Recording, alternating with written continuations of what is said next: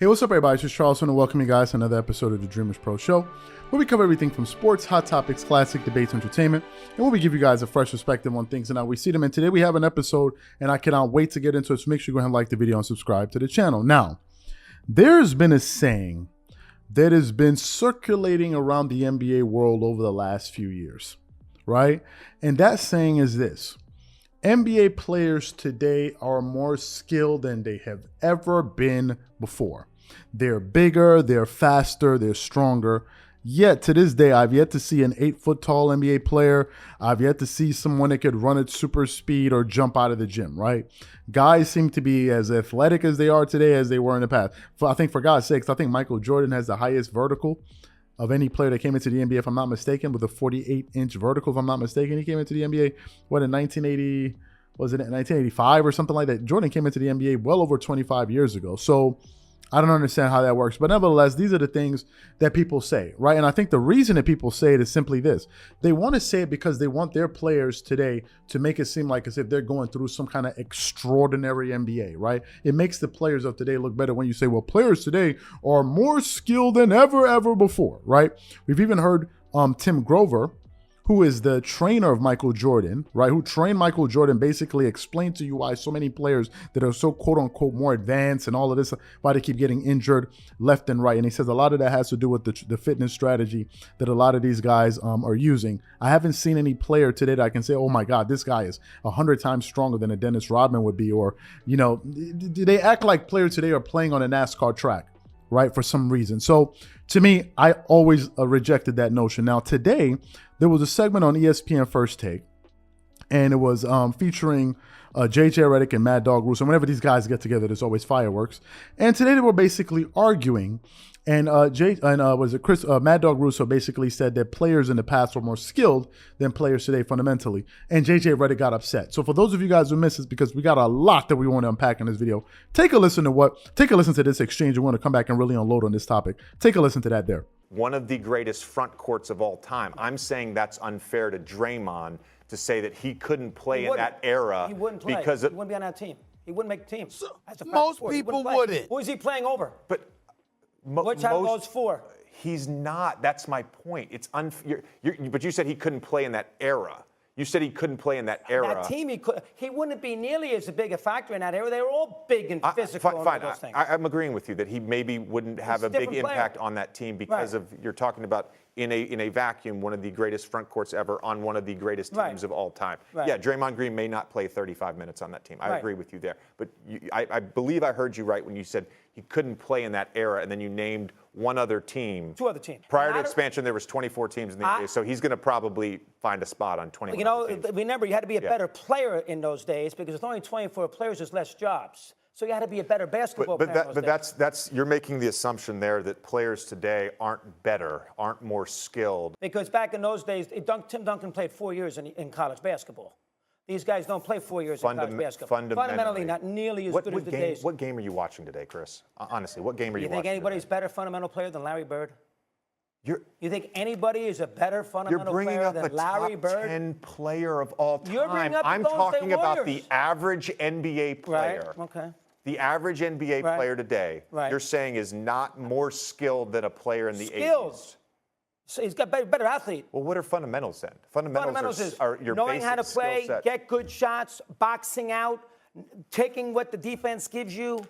All those things. Well, you didn't see the teams play. Let me chime in, guys. Let you jump in here, Stephen A. I'll let you jump in here, Stephen A. in 1 second. I just want to repeat one thing that I said, and this was my main point on Get Up, Stephen A. And again, I apologize for raising my voice to you and Greeny. Oh, please. My main point on Get Up was this: you guys, old heads. Let's be honest. I agree. 100%. Old heads. I'm going to go the old way. That have watched the game Them older in than me. person. Yes, I know. That have watched the game in person for decades. Again, I only have the luxury of modern technology. But you where played. I can watch That's the advantage you have. I've watched enough basketball on YouTube in the 80s and the 70s and 60s. Like to have some basic idea. And I've studied Basketball Reference. I know what shot profiles looked like in the 80s. I know what pace was in the 60s versus the 70s and the 80s and the 90s. Like I look at this stuff all day, Chris. I look at this stuff all day. I did not have the luxury of watching in person a 1986 NBA Finals. Okay? I'm at fault there. Right. Not a but fault. my point is reality. The nostalgic standard that all of you have set for the 80s and the 90s NBA, for some reason, and it just really happened in the last 15 years, and maybe it's 24/7 news programming, maybe it's social media, I don't know. But all of a sudden, in every sport, players continue to get better. But for some reason in the NBA, I need to chime in. Players in the last 15 years, like, we're just not good enough. Hold on, time We're out. a Let me chime substandard in. product. Well, y'all heard. You heard him basically say, I don't know what NBA you're watching and blah, blah, blah, blah, blah, blah, blah, blah, blah. Well, however, it seems as if that there was somebody that has more credibility about on basketball than everybody combined on TV who actually spoke to this particular issue or this argument about players being more skilled. And that guy was Kobe Bryant, who knows more about basketball than anybody talking about basketball right now. And Kobe Bryant explained explicitly why players today are less fundamentally sound. And we're going to read a little bit of what he had to tell Bleacher Report back in 2016. So let me get into this article here. Basically, Kobe Bryant says, the article says, Kobe Bryant's comments on AAU basketball's impact on sports. He said, I hate it. It doesn't teach our players how to play the right way, how to think the game, how to play in combinations of threes. I think everything is a reward system. I think the coaches who are teaching the game are getting rewarded in one fashion or another is just a showcase. I think it's absolutely horrible for the game. Bryant has never been shy with his disdain for the AAU. For what the AAU stands for.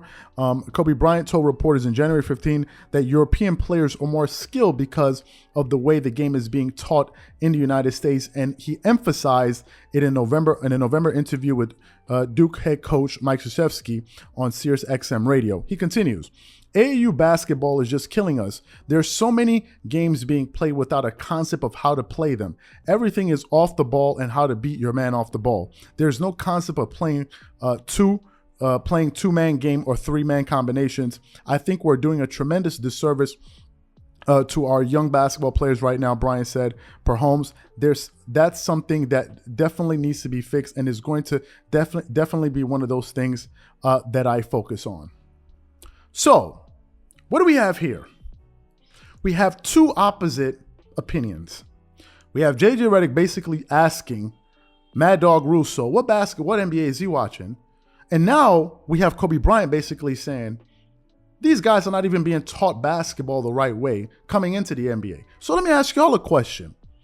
Whose point of view do you think carries more weight? I think I'm going to go with Kobe on this one. Not just because obviously the obvious choice is Kobe Bryant, but I agree with a lot of the things that he's saying, and I'll tell you why. Here's the reason why I agree with Kobe Bryant. The argument that people keep using to say that players today are more skilled are basically based on a few things. They're talking about dribbling packages and the ability to shoot the three. And I think your ability to do anything has everything to do with your commitment or your level of repetition. That's all it is. Guys take more threes today, and therefore players are going to be better at shooting threes. It is that simple, guys. There's no magic to it. These guys are not born being able to shoot the three ball better. They practice it more. It is emphasized a bit more. And since you guys are saying, for the people that say, oh, players are way more skilled today, so name me a player in today's current NBA that you would say has a similar post package to that of Tim Duncan or Hakeem Olajuwon or Kobe Bryant. Who's the player? Who's the player that has that type of post game? Name me the player in basketball that has the best footwork. I would say the two guys with the best footwork in basketball, I would probably say are Kyrie Irving. I may miss another one. I think it's probably Kyrie Irving and Kawhi Leonard. And Paul George is up there, but I'll say Kyrie Irving and Kawhi. Who do those guys pick up their basketball skills from? Which academy did they attend? Whose game did they patent their game? That's Kobe Bryant. So this argument of players being more skilled today, I don't buy it. You have yet to give me some conclusive evidence except for the simple fact you're saying they're more skilled. What is the evidence that shows me this, that they're more? What's the evidence? You're saying players are more athletic. How do you prove that? Show me the player. Give me the examples where you're seeing a guy doing something with this kind of freakish level of athleticism, and I can give you 10 players that played in the past that are just as freakishly athletic as these guys. Are you meaning to tell me there's a guy in the NBA that's way more athletic than a Vince Carter or Sean Kemp or Michael Jordan or Dr. J or Kobe Bryant or whoever, or Dominique Wilkins? Like, what are we talking about? Again, I think people parrot what other people say. They hear somebody say something, they think it sounds nice, and they run around and start regurgitating it. What is the proof that says players today are more fundamentally sound? And if you're more fundamentally sound, your fundamentals obviously is where you can now expand your skill upon. If you don't have the basic fundamentals, my friend, how can you be skilled? Whosoever lacks fundamentals cannot be skilled. Because all of the bedrock of skills is your fundamentals. If you can't do the basic things right, how in the hell are you going to be able to do the complicated things? And there you have Kobe Bryant basically shooting holes in that argument. So who are you going to believe? I know who I'm going to believe. Obviously, I believe Kobe, but I also believe my eyes. Every time I watch these games, I say to myself, wait a minute. What is this skill that we're talking about various aspects of basketball that people emphasize? And for you to say that players today are more skilled, you're somehow implying that players in the past could not do what players today are doing. Which then makes me ask the next question. Okay, why of all of the top 10 players, why do they all come from the past? Name me somebody in the top 10 right now that came from the NBA in the last 20 years. Name me the guy. You have 3 or 4. You have Kobe Bryant, Shaq, LeBron James, and maybe somebody else I'm missing. Kobe Bryant, Shaq, LeBron James, Tim Duncan. 4 players. All these other guys are greats from the past. Magic Johnson, Wilt, Bill Russell, all of these guys. Kareem, all of these guys come from the past. So what are we talking about here? I think that guys are just as athletic as they've always been, but the game has changed. But for you to say guys are way more skilled, I don't buy it, and neither did Kobe. So explain to me where Kobe went wrong. Where in his analysis what did he miss that you were able to pick up on that he missed? These are my thoughts and opinions. I call BS on it.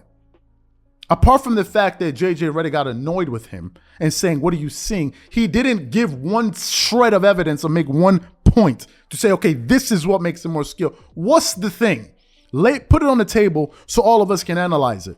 Say, look, this is what makes players more skilled. We can look at it and okay, let's go research this thing to get to understand what he's saying. Apart from the fact of people saying they're more skilled. How are they more skilled? Well, they can shoot threes at a higher level. Duh, because they attempt more threes. Teams today are attempting close to 43 pointers a game. When Michael Jordan in 1998, the Bulls were attempting 14. What is it? 14 as a team. Teams are attempting roughly 4 more threes per game. What do you think is going to happen?